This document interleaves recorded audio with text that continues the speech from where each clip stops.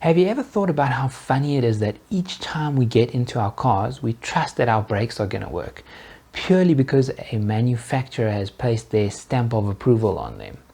And yet, when God puts His stamp of approval on a particular promise in His Word, we struggle to trust Him. Think about the irony of this. You have God, the creator of all things, the sustainer of life, on the one hand, and on the other hand, you have a couple of guys who studied mechanical engineering at university and hopefully got a couple of distinctions.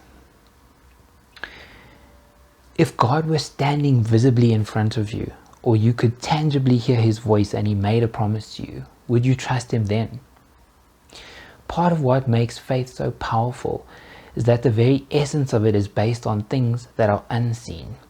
Things that you know in your head and your heart, but not necessarily based on logic, but based on the principle of integrity, specifically God's integrity.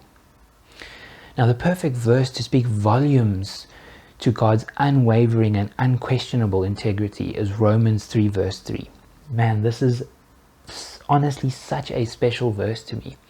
It speaks to how every word of God is pure truth, absolute unquestionable truth. It says, "What if some were unfaithful? Does their faithlessness nullify the faithfulness of God?" And here's the killer. "By no means. Let God be true, though every one were a liar. Let God be true, though every man be proven a liar." I love it that God is so faithful. I love it that there is one thing in this world that is solid and firm. It is never changing. I can read a word or a promise from God and I can stand firm on it as if it were a foundation of rock, mortar, and steel. Nothing can destroy it. It cannot be cracked. It cannot be destroyed. It cannot be broken. When God declares something, it is done. The timing might not be according to our particular preference or liking, but that's now not our prerogative in the first place. So think about the things that you put your trust in, many of which are transient and prone to error. You trust your car to start.